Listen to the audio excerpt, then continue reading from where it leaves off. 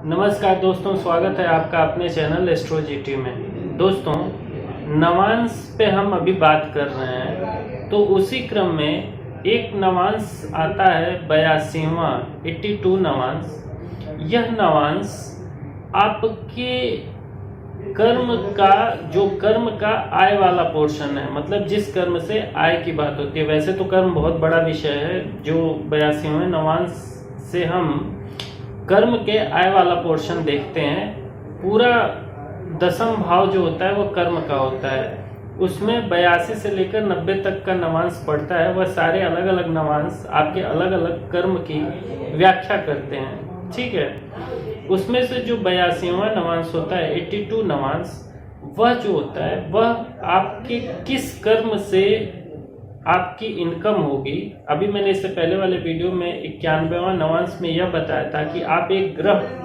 को ढूंढकर कि 91वें नवांश का कौन सा ग्रह मालिक है, वह ढूंढकर आप यह जान सकते हैं कि आपको किस ग्रह से रिलेटेड काम करने पर हमेशा इनकम होती रहेगी बिना किसी रुकावट के, जिस ग्रह से रिलेटेड आप काम करेंगे।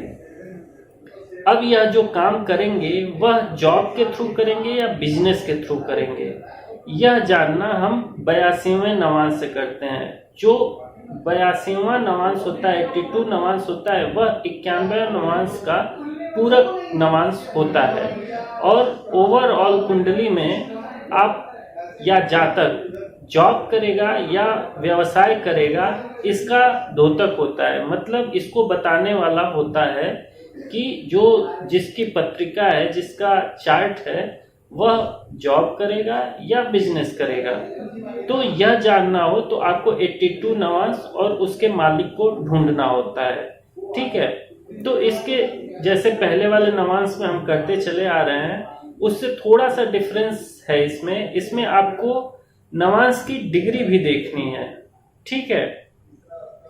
देखो, हम 108 नवांश पूरा कवर करेंगे और कुछ नवांश ऐसे होंगे जिसमें हम डायरेक्टली फर्स्ट लग्न चार्ट देखेंगे और फिर वो ग्रह हम नवांश में किस भाव में ढूंढना है यह कर लेंगे, जैसा अभी तक हम 2-3 नवांश में कर चुके हैं। लेकिन आगे कई ऐसे नवांश आएंगे जिसमें मैं आपको डिग्री वाइज बताऊंगा, उसमें डिग्री भी देखना होता है क्योंकि यह भी इम्पोर्टेंट होता है, ठीक है। कुछ ऐसे नवांश होते हैं जिसमें डिग्री इम्पोर्टेंट होता है। अब ये जो 82वां नवांश है, इसको आप कैसे देखेंगे? इसको देखने के लिए दो तरीके हैं। एक तो वही वाला कि जिसमें ग्रह आपको अवेलेबल मिल जाए, दूसरा वह वाला जिसमें आपको ग्रह अवेलेबल ना मिले, घर खाली मिले। वो दोनों केस आपको अप्लाई करना होता है। चलो पहला केस देखते हैं। पहले केस में आपको क्या करना होता है कि आप लग्न कुंडली में देखिए दसम भाव में कोई ग्रह बैठा है क्या, और जो ग्रह बैठा है वही ग्रह आप ढूंढिए उसी जातक के नवांश कुंडली में दूसरे भाव में बैठा है क्या। अब यहाँ पर यह आपको देखना है कि दूसरे भाव में वह जो ग्रह है उसे 1 से लेकर 10 डिग्री के बीच में बैठा हो। अगर वह 10 डिग्री से आगे बैठा है तब आप मान लीजिए कि वह दूसरा घर खाली है, वह उस घर में नहीं बैठा है, यह मान के चलिए। अगर 1 से 10 डिग्री के बीच में बैठा है तभी माना जाएगा कि वह ग्रह उस दूसरे भाव के 1 से 10 डिग्री के मध्य बैठा है और वह 82 नवांश का मालिक हुआ। कहने का मतलब यह है कि जो 82वें नवांश का मालिक होगा उस केस में, जबकि दसम भाव में लग्न कुंडली में कोई ग्रह बैठा हो, उस केस में आपको वही ग्रह उठाकर नवांश कुंडली में देखना है कि क्या वह दूसरे भाव के 1 से लेकर 10 डिग्री के बीच में बैठा है क्या। अगर बैठा है तो वह 82वें नवांश का मालिक हो गया। अभी हम डिस्कस करेंगे कि उस ग्रह का करना क्या है, ठीक है। अभी यह जान लेते हैं पता कैसे करेंगे, पकड़ेंगे कैसे, ठीक है। अब एक तो केस यह हो गया, अगर 10 डिग्री से आ गया तो हम खाली मान लेंगे। दूसरा केस है कि मान लीजिए लग्न कुंडली में दसम भाव खाली है, कोई ग्रह ही नहीं है, तब क्या करेंगे? तो उस केस में आप जाएंगे नवांश कुंडली में, और नवांश कुंडली के जो दूसरा वाला भाव होगा उसमें 1 से लेकर 10 डिग्री के बीच में जितने नवांश पड़ेंगे उन ग्रहों के मालिक को आप लिख लेंगे, ठीक है। अब जिनको नवांश का बेसिक पता है उनको, और जो मेरे इस ट्रिक को जानते होंगे, जो ट्रिक मैं पिछले 2-3 वीडियो में डिस्कस कर चुका हूं, अगर वह ट्रिक्स जानते होंगे और ये टेक्निक को डिटेल में एनालिसिस कर चुके होंगे अभी तक और नवांश का बेसिक जानते होंगे, उनको यह समझ में आ जाएगा कि दूसरे भाव के 1 से लेकर 10 डिग्री के बीच में नवांश कुंडली के उस जातक के जो नवांश आएंगे वह लगभग 9 नवांश आएंगे। ठीक है, वैसे अगर यह चीज नहीं समझ में आती है कि कैसे 9 नवांश आएंगे, क्योंकि आप कहेंगे कि सर आपने इससे पहले तो यह बताया था कि इससे एक जो राशि होती है उसमें मैक्सिमम 9 नवांश आते हैं। बिल्कुल सही बात है। तो मैंने वही कहा कि अगर आपको ट्रिक्स नहीं पता है, मेरी ये टेक्निक नहीं पता है और नवांश का बेसिक नहीं पता है, तो आप यह मत समझिए। इसलिए मत समझिए क्योंकि आप कंफ्यूज हो जाएंगे। कहने का मतलब है कि अगर आपको यह चीज समझ में आती है तो आपको समझ में आ जाएगा कि 1 से 10 डिग्री के बीच में कम से कम 9 नवांश पड़ेंगे, जिसके 9 ग्रह मालिक निकलेंगे, या 2-3 ग्रह भी निकल सकते हैं, वो तो डिपेंड करेगा कौन सा नवांश निकल के आता है। और दूसरा जो 10 से 20 डिग्री होगा उसके 9 नवांश होंगे, और 20 से 30 डिग्री के 9 नवांश, पूरा ओवरऑल। तो कहने का मतलब यह है कि अगर आपको यह मेरी टेक्निक समझ में आ गई होगी और अगर आपको यह समझ में आ गया होगा कि नवमांश का बेसिक क्या है, तो आपको यह भी समझ में आ जाएगा कि मेरे इस टेक्निक से अगर देखेंगे तो जो 1 से लेकर 10 डिग्री पड़ेगा ना, उसके बीच में 9 नवमांश आएंगे। 10 से 20 के बीच में 9 नवमांश कवर होंगे और 20 से 30 के बीच में 9, टोटल 27 नवमांश कवर हो जाएंगे। वैसे अगर आपको यह टेक्निक नहीं समझ में आ रही है तो आप सिंपल जो मैं रूल बता रहा हूँ वैसे वैसे अप्लाई करिए, समझने की कोशिश मत करिए, नहीं तो आप नवमांश का बेसिक भी कंफ्यूज करके गड़बड़ कर लेंगे। और नवमांश का बेसिक यही है कि एक राशि में 9 नवमांश ही पड़ते हैं, तो उस ओवरऑल हिसाब से अगर आप समझेंगे तो 1 से लेकर 10 डिग्री के बीच में आपको 3 नवमांश दिखेंगे, तो कम से कम 3 ग्रह तो निकल के आएंगे ही। ठीक है, तो 3 ग्रह जो निकल के आएंगे उस केस में जब लग्न कुंडली में 10वां भाव खाली है, यह तीनों ग्रह आप देखिए इसमें से लग्नेश का परम मित्र कौन है या मित्र कौन है। जैसे मान लीजिए सम हुआ या शत्रु हुआ, उसको किनारे कर दीजिए, जो मित्र हुआ या परम मित्र हुआ उसको आप कैप्चर कर लीजिए। वही ग्रह 82वें नवांश का मालिक होगा। ठीक है, सपोज करिए कि मान लीजिए कि लग्नेश लग्न कुंडली में शनि है और उसका मित्र जो निकल के आ गया, जो 3 ग्रह निकल के आए उसमें बुध निकल के आ गए, शुक्र निकल के आ गए और बृहस्पति निकल के आ गए। तो बुध और शुक्र दोनों शनि के मित्र हैं, लेकिन सबसे ज्यादा मित्र किसको मानेगा? शनि जो है वह शुक्र को मानता है, तो शुक्र को आप यहाँ पर प्रेफर करेंगे। मान लीजिए लग्न कुंडली में जो लग्नेश हैं वो सूर्य होते, तो सूर्य और जो नवांश कुंडली में निकल के आते 3 ग्रह, उसमें बुध, बृहस्पति और सपोज करिए मंगल निकल के आ जाता, तीनों मित्र हो जाते यहाँ पे सूर्य के। तब आप किसको प्रेफर करते? बृहस्पति को करते, क्योंकि बृहस्पति परम मित्र में आते हैं। ठीक है, तो इस तरह से आपको कैटेगराइज कर लेना है कि वो जो निकल के आए हैं ग्रह व लग्नेश के परम मित्र या मित्र कैटेगरी में हों। ठीक है, उस ग्रह को चुन लेना है। यहाँ तक तो हो गया ग्रह निकालने की कि 82 जो नवमांश होगा उसके मालिक कौन ग्रह होंगे। तो आपने इन 2 टेक्निक्स में, जिसमें एक में ग्रह बैठा हुआ था लग्न कुंडली के 10वें भाव में और एक में लग्न कुंडली का 10वां भाव खाली था, दोनों केस में आपने नवमांश कुंडली की सहायता से यह निकाल लिया कि 82वें नवमांश का मालिक ग्रह कौन सा है। अब देखिए यह जो ग्रह है वह किस कैटेगरी का है। अगर वह बृहस्पति, शुक्र और बुध और शुभ चंद्रमा कौन होते हैं? जो पूर्णिमा के आसपास के चंद्रमा होते हैं, इनको शुभ चंद्रमा कहा गया है। अगर यह 4 कैटेगरी में आते हैं और उनको इंडिपेंडेंट बैठा हुआ सूर्य का सपोर्ट है लग्न कुंडली में, सूर्य किसी के साथ नहीं बैठा हुआ है, अच्छी राशि में अच्छे भाव में बैठा है, इंडिपेंडेंट सपोर्ट कर रहा है, तो ऐसे जातकों को व्यवसाय सजेस्ट करना चाहिए। क्योंकि ये जो प्लैनेट्स हैं बृहस्पति, शुक्र, बुध और शुभ चंद्रमा, यह सारे बिजनेस के कारक होते हैं। ठीक है, ठीक इसी के उल्टा अगर आपको शनि मिल जाए, मंगल मिल जाए, केतु मिल जाए, राहु मिल जाए, तो आपको बताना है कि यह जातक नौकरी करेगा। क्यों? क्योंकि शनि को पूरे सोलर सिस्टम में दास ग्रह यानी अधीनता का ग्रह माना जाता है। ठीक है, वैसे ही मंगल भी अधीनता के, मंगल ग्रहों के सेनापति हैं। राजा कौन है? सूर्य। सूर्य के अधीन ही होते हैं सेनापति, तो मंगल भी अधीनता को स्वीकार करते हैं। क्योंकि केतु जो है वो कुजवत कहे गए, मंगल की तरह कहे गए, और राहु शनिवत कहे गए, शनि की तरह कहे गए हैं। तो इसलिए यह दोनों ग्रह भी जॉब के ही मालिकाना हक में आते हैं। ठीक है, तो आपको अगर यह चारों ग्रह मिलते हैं तो आपको नौकरी बोलना है, अगर वह चारों ग्रह मिलते हैं तो आपको व्यवसाय बोलना है। तो इस तरीके से आपको 82वें नवांश को ढूंढ लेना है, उसके मालिक ग्रह को ढूंढ लेना है। यहाँ से आपको पूरी क्लियरिटी आ जाएगी कि जातक को नौकरी ही करना चाहिए या व्यवसाय करना चाहिए।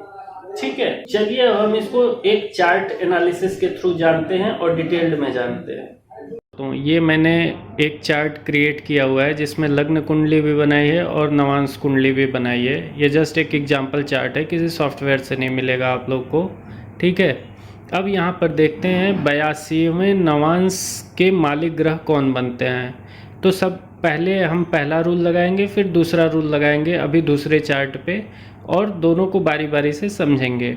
अब यहाँ पहले रूल को लगाते हैं और देखते हैं। पहला रूल मेरा क्या था? पहले लग्न कुंडली में देखिए कि 10वें भाव में कोई ग्रह बैठा है क्या, और कोई ग्रह अगर बैठा है तो आप फिर नवांश कुंडली में जाइए और देखिए कि क्या वही ग्रह जो लग्न कुंडली में 10वें भाव में बैठा है, क्या वही ग्रह नवांश कुंडली के दूसरे भाव में 1 से 10 डिग्री के बीच में बैठा हुआ है क्या।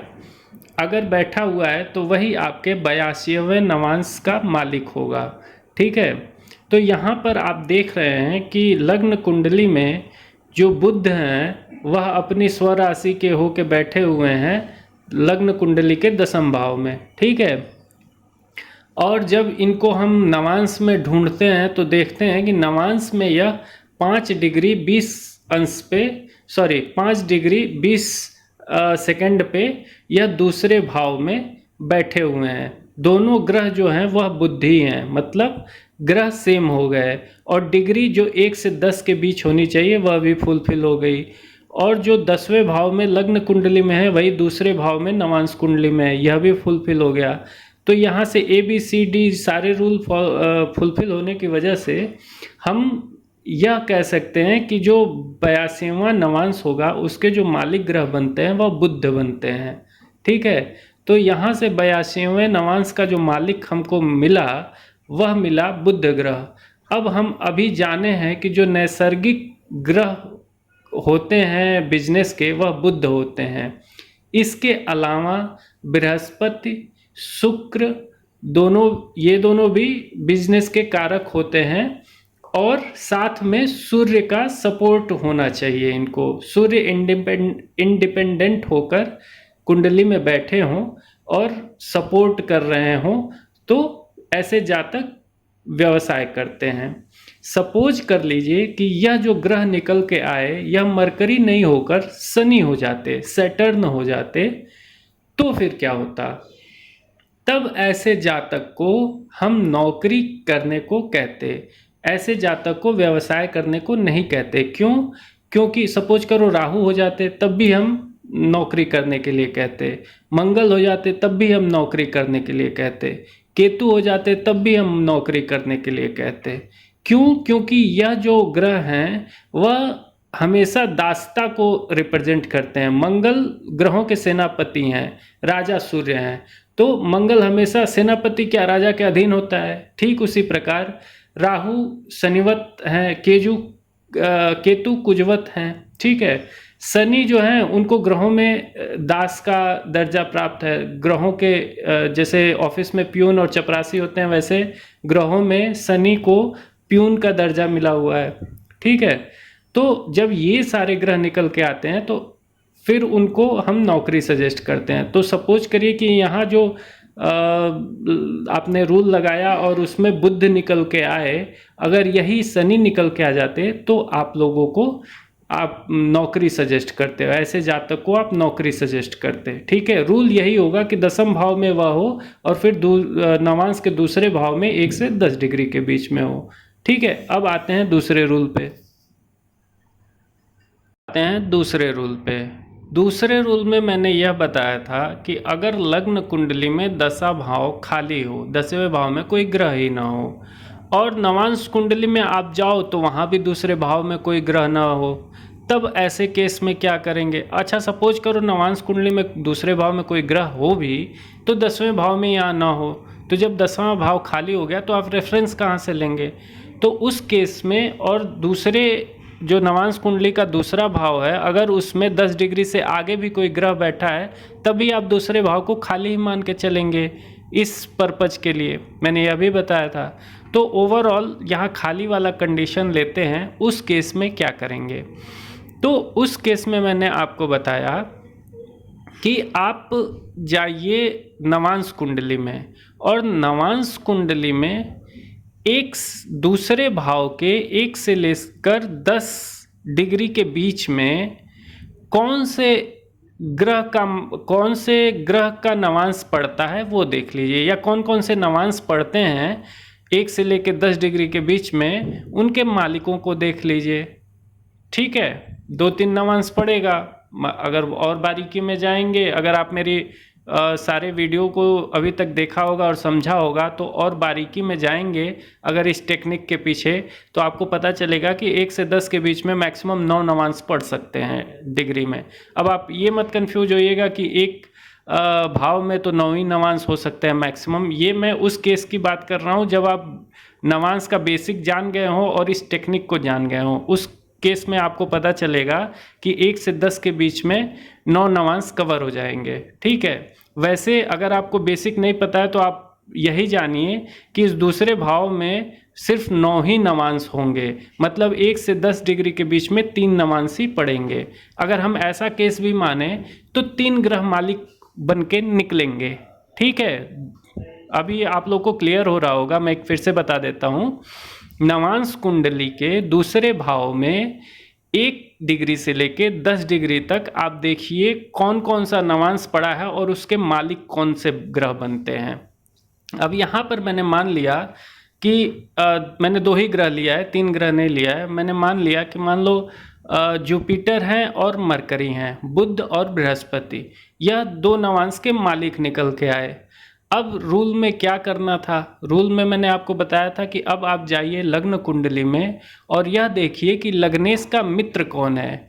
जितने भी ये 1 से 10 के बीच में नवांश और उसके ग्रह मालिक निकल के आएंगे वह सारे ही 82 के मालिक होंगे, 82वें के मालिक होंगे, लेकिन उसमें जो मित्र ग्रह होगा उसका ही पर्पज पकड़ने पे, उसका ही तत्व पकड़ने पे आपको बेनिफिट होगा। अगर वह जॉब वाला होगा तो जॉब से ही आपको बेनिफिट होगा, अगर वह व्यवसाय वाला होगा तो व्यवसाय से बेनिफिट होगा। सपोज करो कि अगर कुंडली में लग्न का शत्रु वाला आपने पकड़ लिया और उसके अकॉर्डिंग जॉब या व्यवसाय निकला और वो आप करने लगे तो आप परेशान ही रहेंगे ज़िंदगी भर।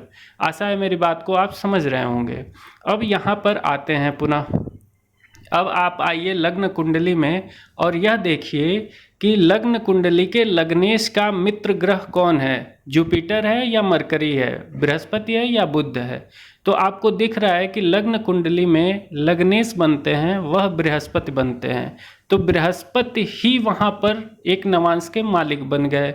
अगर सपोज कर लो सूर्य बनते तो सूर्य मित्र बन जाते, लेकिन बृहस्पति के बुध मित्र नहीं हैं। या लग्नेश मान लो सूर्य हो जाते तो सूर्य के बुध मित्र भी हो जाते और जुपिटर भी मित्र हो जाते, लेकिन वहाँ पे जुपिटर को ज़्यादा आप इम्पोर्टेंस देते क्योंकि क्लोज मित्रता ज़्यादा जुपिटर से ही रहती। सपोज कर लो शनि हो जाते तो शनि के केस में मरकरी फ्रेंड हो जाता, जुपिटर सम हो जाते, तो आप मरकरी को इम्पोर्टेंस देते। ठीक है, तो समझ में आ रहा होगा आप लोग को। तो यहाँ पर जो लग्नेश हैं वह बृहस्पति हैं और वही आपके वहाँ पर निकल गए। तो अब लग्नेश ही एक नवांश का मालिक निकल गया, इससे बढ़िया क्या होगा। सपोज करो लग्नेश नहीं निकलता तो मित्र ग्रह को आप लेते। शत्रु को तो कभी नहीं एक्सेप्ट करना है, ये ध्यान रखने वाली बात है। ठीक है, तो यहाँ पर आपने मित्र ग्रह जुपिटर ले लिया। अब जुपिटर किस चीज़ के कारक हैं?